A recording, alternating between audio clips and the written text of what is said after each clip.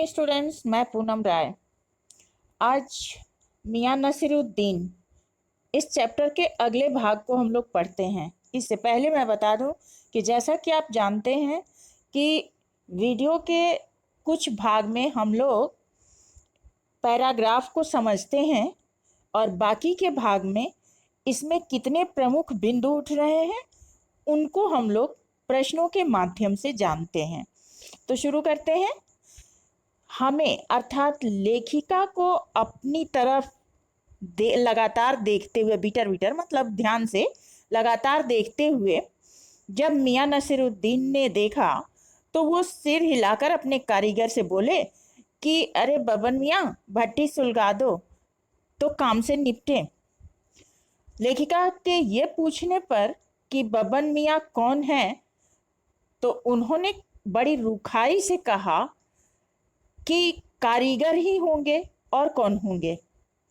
मन में आया लेखिका के कि वह उनसे पूछे कि बेटे बेटियां कितने हैं, लेकिन नसीरुद्दीन मियां के चेहरे पर किसी दबे हुए अंधड़ के आसार, ये एक प्रकार का मुहावरा है, इसका मतलब है कि झल्लाहट आई उनके चेहरे पर। और इसे देखकर यह मजमून मतलब जो वो प्रश्न, मजमून मतलब विषय, और कौन सा विषय जो वो बेटे बेटियों के बारे में पूछना चाहती थी, उस मजमून को न छेड़ने का फैसला किया। इतना ही कहा कि ये कारीगर लोग आपकी शागिर्दी करते हैं।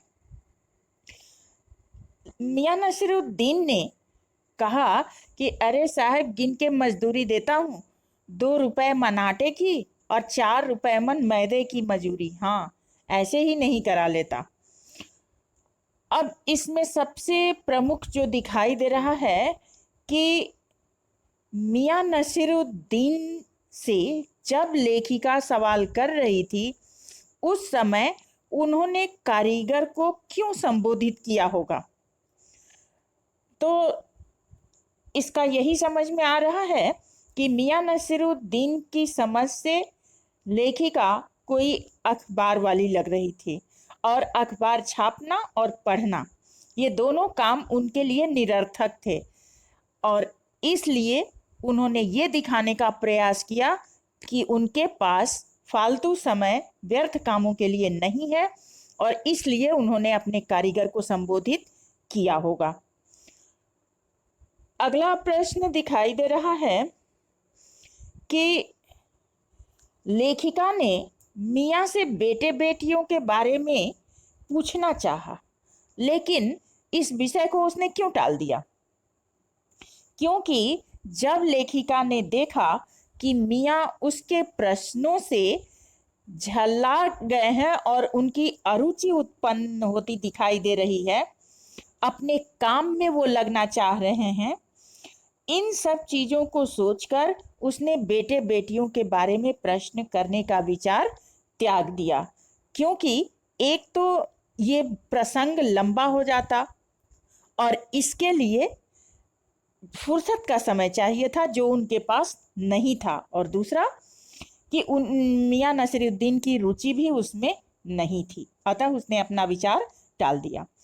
मियां अपने कर्मचारियों के साथ कैसा व्यवहार करते थे, तो नसीरुद्दीन मियां अपने कर्मचारियों से मुफ्त सेवा नहीं लेते थे। वे अपने शागिर्दों को सिखाते थे और उन लड़कों को जिन्हें वे काम सिखाते थे उनकी उचित मजदूरी देते थे। 2 रुपए मन आटे की और 4 रुपए मन मैदे की मजदूरी देते थे। अगला बिंदु दिखाई दे रहा है कि इस गद्यांश में हम मियां नसीरुद्दीन की कौन सी विशेषताएं देख पा रहे हैं। तो इस गद्यांश में मियां नसीरुद्दीन का आत्मविश्वास से भरा हुआ तथा स्पष्ट वक्ता का भाव दिखाई दे रहा है। वे किसी भी बात का उत्तर बड़ी बेबाकी से देते हैं और पूरे जोश और बल के साथ उत्तर देते हैं तथा कर्मचारियों से मुफ्त सेवा नहीं लेते, उन्हें उचित पारिश्रमिक देते हैं। तो ये दो विशेषताएं दिखाई दी। पहला तो आत्मविश्वास से भरा हुआ और पूरे जोश से किया गया उनका व्यवहार, और दूसरा मजदूरों को उचित पारिश्रमिक देना और उनसे सम्मान का व्यवहार करना। तो आज के लिए इतना ही काफी। नेक्स्ट वीडियो में अगले पैराग्राफ के साथ मिलते हैं, तब तक के लिए धन्यवाद।